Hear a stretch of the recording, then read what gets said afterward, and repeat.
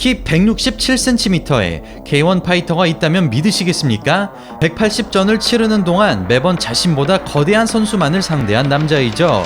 바로 킥복싱계의 마이크 타이슨이라 불리우는 마이크 잠비디스가 오늘의 주인공입니다. 한때 K1 맥스의 흥행을 책임졌던 잠비디스는 167cm의 작은 키로 여러 거구들을 쓰러뜨렸으며 태풍처럼 휘몰아치는 그의 타격세례는 사람 잡는 타격가 멜빈 마노프의 모습과도 겹쳐 보였죠. 경기력만 떼고 본다면 누구보다 화끈하게 싸우는 잠비디스이지만 K1 월드 그랑프리 우승과는 좀처럼 연을 맺지 못했는데요. 과연 여기에는 어떤 이유가 있었는지 오늘은 마이크 잠비디스의 격투기 인생에 대해 알아보겠습니다. 안녕하세요. TVN 스포츠 UFC 해설위원이자 격투기 유튜버인 차도르입니다. 매니 파키아오 단독 인터뷰부터 UFC 명경기 분석 영상까지 저희 차도르 채널에서만 볼 수 있는 격투 컨텐츠 놓치지 않기 위해 아직 하지 않으셨다면 구독하기 잊지 말아주시고요. UFC에 들어갈 재능이 있는 국내 선수를 후원하는 차도르 멤버십도 많은 관심 부탁드립니다. 1980년 7월 15일 그리스에서 태어난 마이크 잠비디스. 9살 때부터 무술 훈련을 시작한 그는 가라데, 복싱, 킥복싱, 레슬링, 판크라티온 등 수많은 종목을 수련했고 특히 타격 분야에서 두각을 나타냈습니다. 10대 때부터 프로 무대에 뛰어든 잠비디스는 훌륭한 커리어를 쌓았는데요. 그는 96, 98, 99 그리고 2000년대에도 그리스 복싱 챔피언을 차지했고 킥복싱에서도 여러 차례 챔피언에 올랐습니다. 그렇게 자국인 그리스에서 뛰어난 활약을 펼친 잠비디스는 세계로 활동 반경을 넓히는데요. 그는 K1을 비롯한 다양한 킥복싱 단체에서 좋은 성적을 거두었고 WOKA라는 단체에서 슈퍼 웰터급 챔피언에 올라 3차례 타이틀 방어에도 성공했습니다. 잠비디스는 무에타이 종주국인 태국 선수를 상대로도 놀라운 기량을 보여주는데요. 보통의 킥복서처럼 발차기가 아닌 복싱을 위주로 풀어가던 잠비디스는 호쾌한 훅 연타와 바디를 섞어주며 접근하는 강점을 나타내고 오로지 공격에만 집중된 스탠스로 사냥개 같은 파이팅 스타일을 보여줍니다. 그리하여 잠비디스에게는 킥복싱계의 마이크 타이슨이라는 칭호가 붙게 되죠.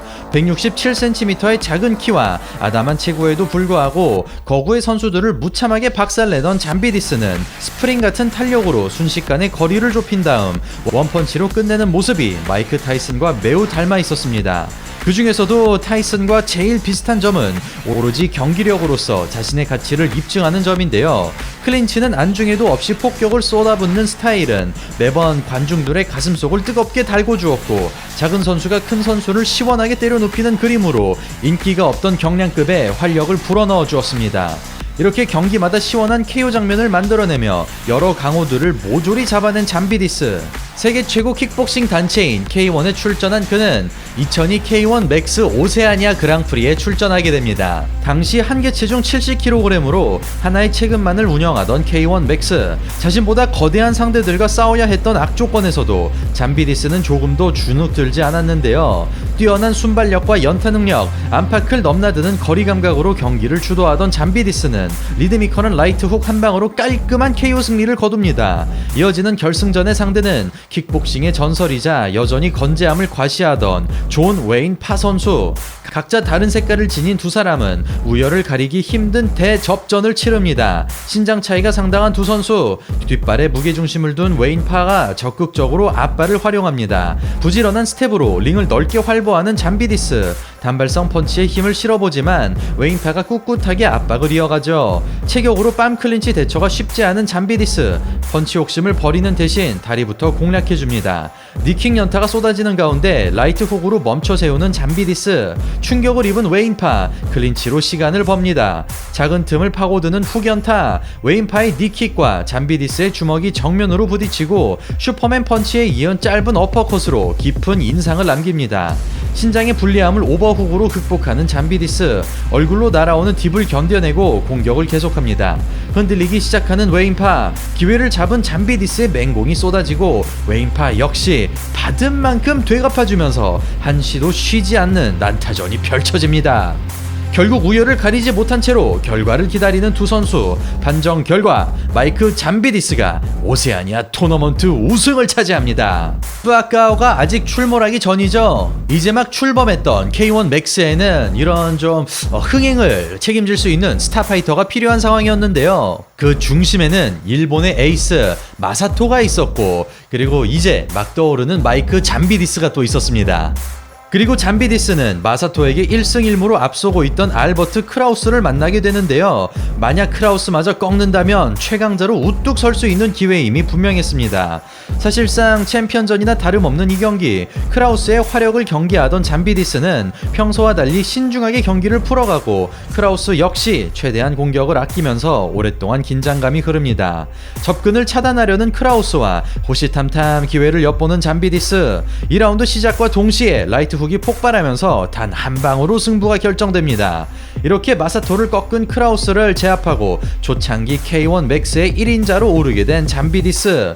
모두가 인정하는 최강자로서 토너먼트 파이널 무대에 진출한 그는 자신의 입지를 굳히기 위한 최고의 적수, 바로 마사토를 8강에서 만납니다. 영화배우 같은 외모와 그에 어울리는 화려한 테크닉으로 이미 일본 내 최고의 인기를 누리던 마사토. 사실 잠비디스를 꺾고 마사토가 우승하는 것이 K1이 그리는 최상의 시나리오였을 겁니다. 다시 말해 판정까지 가게 된다면 잠비디스 입장에서는 편파 판정을 의식할 수밖에 없는 상황일 텐데요. 이 점을 알고 있을 잠비디스는 초반부터 화끈하게 밀어붙이기 시작합니다. 같은 체급이라고 하기에는 민망할 정도로 체격 차이가 상당한 두 선수. 잠비디스가 빠른 템포의 공격을 시도하고 마사토가 받아치는 양상이 반복됩니다. 거센 저항에도 체격의 우위 때문에 밀리지 않는 마사토. 판단이 애매한 상황에서 잠비디스의 다운을 선언하고 마사토의 노련한 경기 운영에 돌파구를 찾지 못합니다. 최대한 포인트를 갉아먹으며 안정적으로 풀어가는 마사토. 집중적으로 복부를 노려보지만 마사토의 가드는 내려오지 않고 거듭되는 로우킥의 데미지만 쌓여갑니다. 잠비디스의 도발을 무시하고 로우킥만 집어넣는 마사토. 3라운드를 채운 두 선수의 첫 만남은 마사토의 판정승으로 끝이 납니다. 이렇게 체격의 한계를 처음으로 맞닥뜨리면서 우승의 기회를 놓쳐버린 잠비디스. 그는 이듬해인 2004년 다시 한번 우승에 도전하고 여전히 강력한 기량으로 멋진 승리를 거둡니다. 그리고 이어지는 본선 무대에서의 상대는 약체로 평가받고 있던 선수이죠. 코이로 이마키 타카유키 선수입니다. 그러나 타카유키에게 업셋을 선물하면서 2년 연속으로 8강에서 떨어지는 수모를 겪게 되죠. 이상하리만큼 월드 그랑프리에서 힘을 쓰지 못하는 잠비디스. 일본 무대에 아쉬움을 달래기 위해 호주로 날아간 그는 원데이 토너먼트에서 압도적인 실력으로 우승을 차지합니다. 그리고 잠비디스는 다가오는 경기에서 모두 승리를 거두는데요. 1라운드 동안 3번의 다운을 만들어내며 코지로를 싱겁게 제압한 잠비디스는 폭발력 넘치는 플라잉 니킥을 터뜨리며 영화 같은 한 장면을 만들어내고 킥복식에 도전한 야마모토 노리후미를 무참하게 박살내면서 마지막 패배 이후 8연승을 질주합니다. 그렇게 좋은 분위기 속에 2005 K1 월드 그랑프리에 출전하게 된 잠비디스. 8강전에서 마사토와 2차전을 치르게 된 그는 아쉽게도 그의 벽을 이번에도 넘지 못하게 됩니다. 그리고 잠비디스는 상위권의 선수들만 만나면 거짓말처럼 패배하고 마는데요. 그는 스즈키 사토루를 일방적으로 폭행하며 2연승을 거두지만 무적의 포스를 뿜어내던 뿌아까오에게 역부족인 모습을 드러내고 심지어 사토 요시히로에게도 덜미를 잡히면서 2006년에는 월드 그랑프리 본선 무대조차 밟지 못하게 됩니다. 그렇게 토너먼트에만 가면 어김없이 패배하는 패턴은 오랫동안 징크스처럼 되풀이되는데요.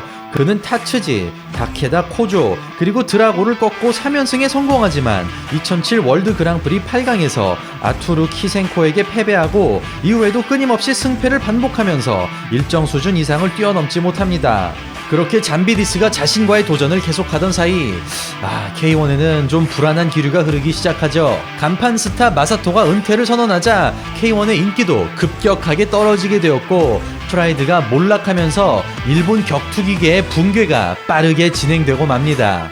그러면서 세대 교체의 바람이 불어오던 이때 잠비디스는 다시 한번 그랑프리 첫 승에 도전하는데요. 16강을 화끈하게 뚫어낸 그는 8강에서 오타쿠 파이터로 유명한 나가시마 유이치로를 만납니다. 킥을 앞세운 유이치로에게 바디샷으로 응수하는 잠비디스. 레프트 바디에 이은 슈퍼맨 펀치로 기습 공격에 성공하고 레벨의 차이를 보여주면서 신인 선수의 길을 꺾습니다. 순간 유이치로의 스텝이 엉키면서 행운의 다운을 얻어내는 잠비디스. 기세를 잡자 펄펄 날아다니며 경기를 지배하고 무려 7번의 도전 끝에 월드 그랑프리 첫 승을 달성합니다. 이리하여 K1 진출 9년 만에 8강의 문턱을 드디어 넘은 잠비디스 선수. 하필이면 그는 세대교체의 주역이자 전세계 킥복싱을 한방에 휘어잡은 조르지오 페트로시안 선수와 붙게 됩니다.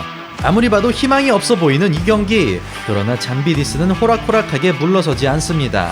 운영형 파이터인 페트로시안에게 저돌적인 태세로 일관하던 잠비디스는 군더더기 없는 레프트 훅으로 주도권을 가져가고 수비의 귀재 페트로시안에게 여러 차례 유효타를 성공시키죠. 연타 대신 단발성 펀치를 위주로 압박하던 잠비디스는 조금의 빈틈도 허락지 않는데요. 페트로시안의 고공 니킥마저 모두 막아낸 잠비디스는 타이트한 압박을 유지하고 몇 번이나 유의미한 그림을 만들어내면서 3라운드를 마칩니다. 그러나 승리의 여신은 이번에도 잠비디스를 외면하죠. 유효타에서 분명하게 잠비디스가 앞섰지만 판정단이 페트로시안의 손을 들어준 것입니다. 분명히 억울함을 표출할 수 있는 상황에서 잠비디스는 깨끗하게 패배를 인정했는데요. 어쨌거나 행운의 승리를 가져간 페트로시안은 사토 요시히로를 꺾고 우승을 차지했습니다. 이 대회를 끝으로 사실상 K1이 붕괴되면서 잠비디스는 여러 단체를 전전하기 시작합니다. 그는 2년 동안 5승 2패의 성적을 기록하고 2012년에 마지막으로 K1 무대에 오르게 되죠. 한 가지 아쉬운 점은 페트로시안을 비롯한 대다수의 선수들이 이미 타 단체로 이적해버린 것인데요. 짐바디스는 다소 김이 빠진 분위기에서 4강까지 올라가지만 결국에는 18cm의 신장 차이를 극복하지 못합니다. 아직 30대 초반에 불과하지만 어느덧 프로 선수 생활이 20년에 가까워진 잠비디스. 하나 둘씩 이상이 생기면서 강철 같던 그의 몸에도 군살이 붙기 시작하고 누구에게도 밀리지 않던 화력마저 예전 같지 않은 모습을 보입니다. 그리고 잠비디스는 2015년에 치른 경기를 끝으로 길었던 선수 생활을 마감하게 되는데요. 그는 킥복싱에서만 157승 24패 87KO의 전적과 더불어 무려 18번의 챔피언 기록을 남깁니다. 그로부터 4년이 지난 2019년 잠비디스는 복싱으로 깜짝 복귀를 선언합니다. 그는 1라운드부터 오른손 부상을 당해 왼손으로만 경기를 치르지만 기적처럼 승리하여 챔피언에 등극하죠. 그러나 프로복싱 활동에 대해서는 아직 뚜렷한 발언을 하지 않았는데요. 잠비디스 선수의 격투기에 대한 열정을 생각한다면 사실 앞으로 쭉 프로복서로서 생활을 이어가도 전혀 이상하지 않을 것 같습니다. 앞으로도 멋있는 모습 보여주길 바라며 오늘 영상은 여기서 이만 마치도록 하겠습니다. 이상 차도리였습니다. 감사합니다.